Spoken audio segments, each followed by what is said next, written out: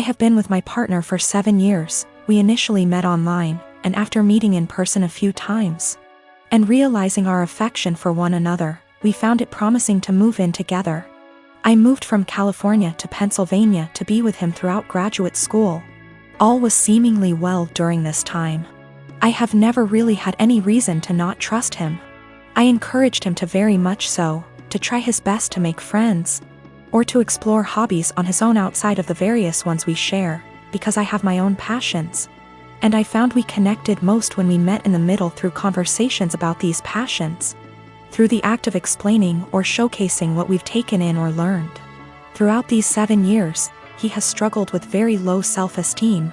And though I don't necessarily think of myself as the pillar of self-love, the depth of mine doesn't reach the low perception of his self-value. Because of this, he has seen and stopped seeing both a counselor and a therapist, and has been on medication to help for the last 6 months. Things were seemingly well between us, and continued to be pretty fluid. We continued to share things, and take long walks, and were pretty open-ended about where we stood in the relationship. If one was feeling a bit of an ebb, the other would pick up more of a share, and vice versa. However, things took a bit of a dip about 2 days ago when I felt the ebb and asked him about it. Initially, he said there was really nothing wrong. And perhaps I was just feeling this way because with our schedules we haven't been able to see one another for long periods of time like we are used to, which is true. But the feeling continued to irk me, and when I asked about it a second time, he confessed to me. He had begun talking to another girl from another country via Instagram direct messages. And though things between she and him never crossed the boundaries of platonic friendship, he really loved the initial rush of someone asking him questions about his favorite movie, his favorite album, his favorite book. All things he and I already know very well about one another. I asked if he'd sent any selfies, or anything risque, and he said no, though I can't confirm, because he deleted the messages. A good deal of me believes him, because of how open he was about the initial conversations to begin with. We slept apart, and I just felt really confused the entire night, because I couldn't really resonate with wanting that sort of attention from someone else. If anything, his yearning for that type of attention sort of hurt. It felt like I wasn't doing enough, or giving enough. The next morning, though I don't have an Instagram, and am not on the app, I went to check his using the desktop version, and found that posts where he once called me the love of his life, or a specific post with a gift I gave him that once said, "Greatest gift from the greatest girl," were still on his profile, but the words, girlfriend, or love of my life, were completed erased. With this realization, my confusion and hurt turned to very real heartache. I called him and asked if he had deleted these words from the specific posts, and with shame, he said yes, he did. When I asked why, he said it was because he just didn't want the attention from the girl asking him about himself to be disrupted if she found out he was in a long-term relationship. I guess this is where I asked the obvious and questioned why someone who is just asking about your favorite books, movies, etc., would be driven away by the fact that you have a girlfriend. And he said he didn't know why he did it, and that it was a massive mistake. At the risk of seeming toxic, and I will take full accountability for seeming so or being so, I asked him to please deactivate his Instagram for the time being while we sort through this, his Twitter as well. He did, and though I was feeling a bit of relief about that, I couldn't help but feel a bit saddened that he didn't choose to do that on his own for the benefit of our relationship. He had to wait for me to ask. Which again, just made me feel like such a toxic and controlling partner. 2 things I always strive to be so far from. When he got home from work, we discussed everything at massive length, and he continued to swear up and down that these conversations pertained strictly to music, movies, and books, and he didn't have interest in her.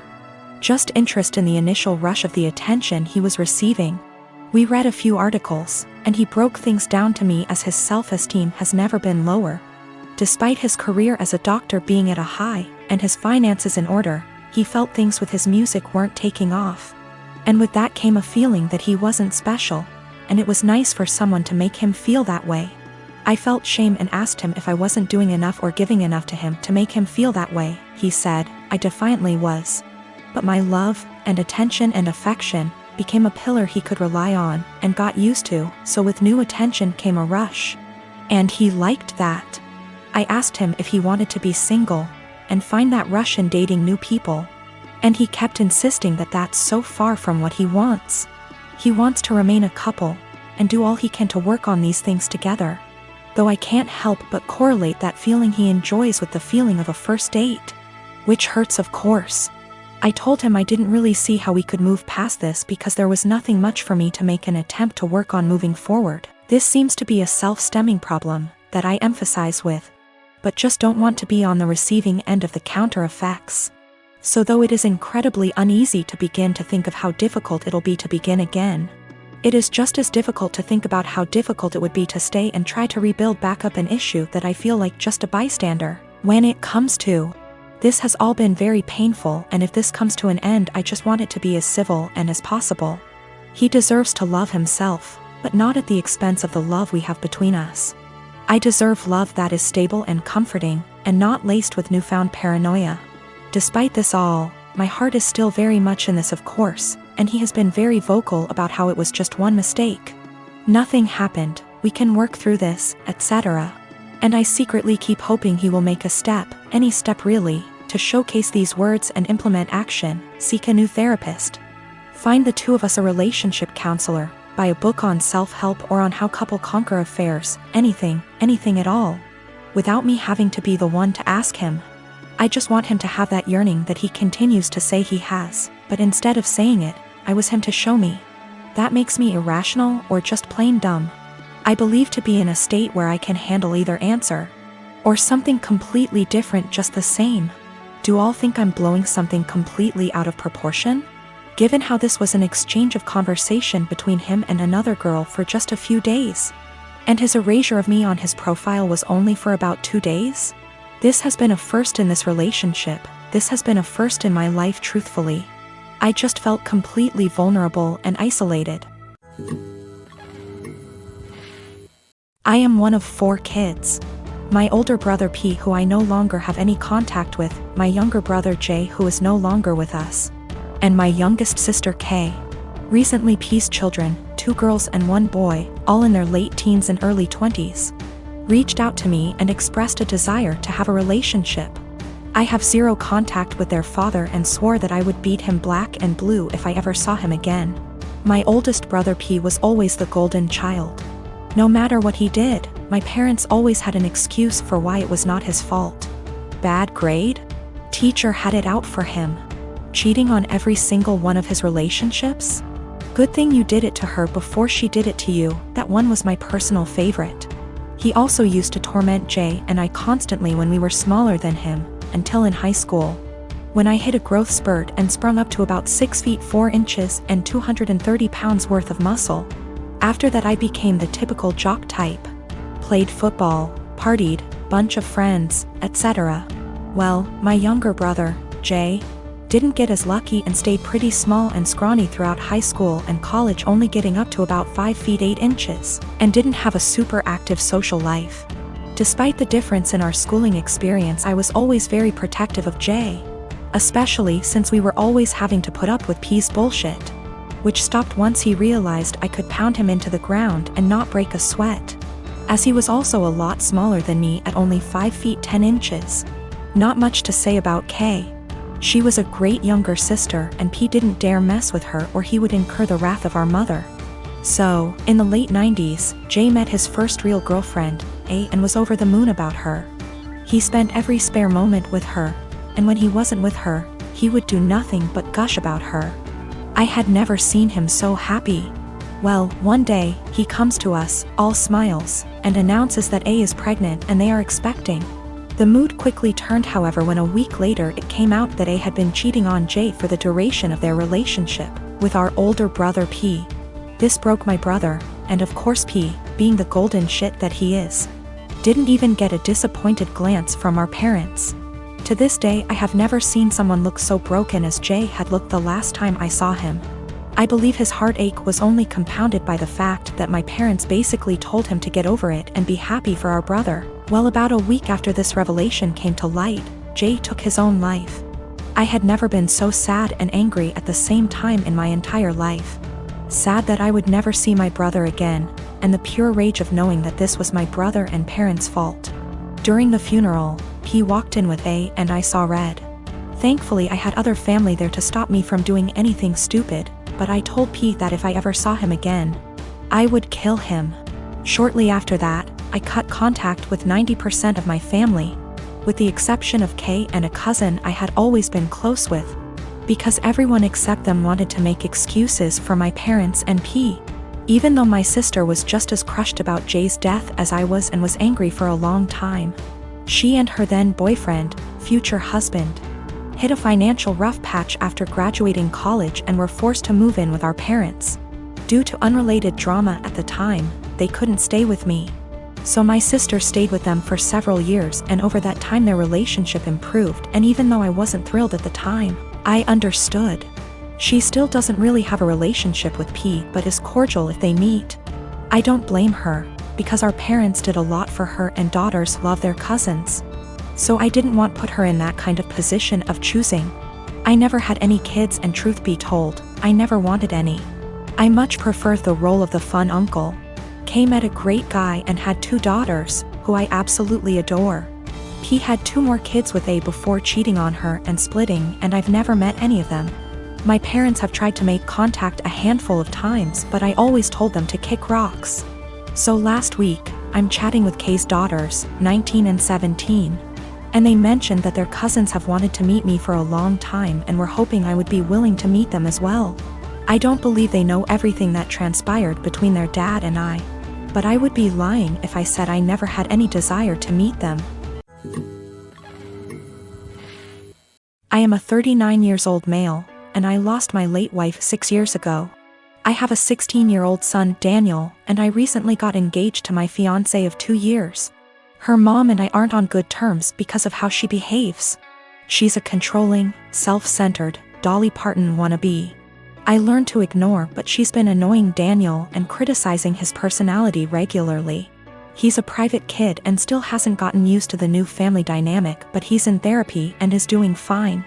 She keeps diagnosing him left and right, calling him antisocial, autistic and other crap. Fact is, Daniel is a shy, well-mannered kid, but people confuse that with being antisocial.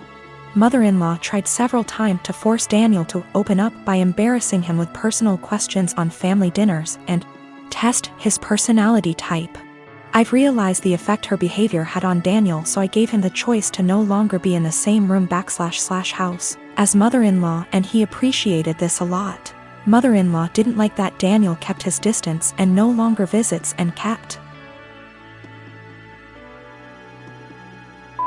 ing about how spoiled he will become for her daughter to deal with. I told her to stop bringing it up, but she cried, "I'm just doing this for Danny." Last week she visited unexpectedly, wanting to say hi to Daniel. After Daniel greeted her, he went into the bathroom and she went into the living room with my fiancé. I was in my bedroom when Daniel came and said his journal was gone. We looked for it but didn't find it. I asked my fiancé, who was alone in the kitchen, but didn't see it. I paused for a second to ask where mother-in-law was. My fiancé said in the living room, but I saw her coming down the stairs. I asked where she was. She said the bathroom. I saw her purse in hand, so I bluntly asked if she took Daniel's journal.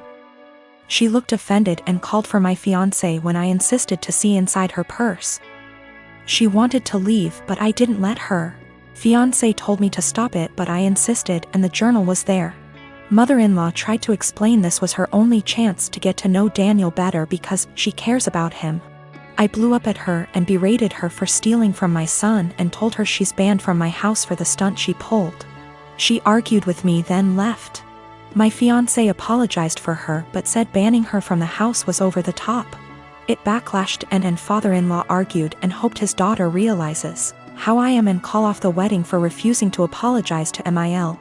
Fiancé said her family won't come to the wedding till I reconcile with her mom and cancel the ban, but I won't let my son be disrespected in his own house and asked my fiancé to understand. I'm refusing to reconcile but am aware this could ruin my relationship with all my in-laws, not just mother-in-law, and my fiancé thinks I'm selfish to cause drama. I am 33, female. Don't think I'm in the wrong here, but the way my neighbors reacted to me has me second-guessing myself. A few days ago I woke up at 8:30 a.m. and was about to let my large dogs out into my fenced backyard. At the last second I checked my phone and saw that my next-door neighbor Catherine had sent me a text at 1 a.m. telling me there would be contractors in my backyard power washing her house from 8 to 9 a.m. Here's my issue. I wouldn't mind letting them in my yard if that made the work easier. But Catherine never asked, she just told me it was happening, with 7 hours notice, in a text sent to me while I was asleep. It was just by chance that I saw it before I let the dogs outside, and had I not seen it, I could have let my dogs out into my yard with contractors already in the yard. One of my dogs is a very fearful dog, and while he has never bitten anyone, that is only because I work extremely hard to protect him from unwanted encounters with strangers, advocate for him and his personal space and special needs, and never let anyone get close to him without measures taken to make sure everyone is safe. He is a very loving and special dog, so this is just not a risk I'm willing to take because I want to be a responsible dog owner. My neighbors know this, and they know he's scared of pretty much any person that I don't carefully introduce him to. I also have very clear signage on all the gates. But they told the contractors they could go into my yard. Didn't ask permission, didn't wait for my answer. I felt this was an egregious overstep, and just kinda rude and entitled of them to not ask me permission, and just tell me it was happening like I had no say in the matter. I got mad and texted her back and told her that this could have a very serious safety issue and it is not okay, under any circumstances, for them to ever give anyone permission to enter my yard where my dogs could bite them. Unacceptable, and never again. Catherine's husband Jack then blew his top and told me that they didn't have any notice either. They heard from the contractor in the middle of the night and there was no time to notify me. I feel like that's not my problem, and that they should have waited to receive confirmed permission from me before telling the contractors it was okay.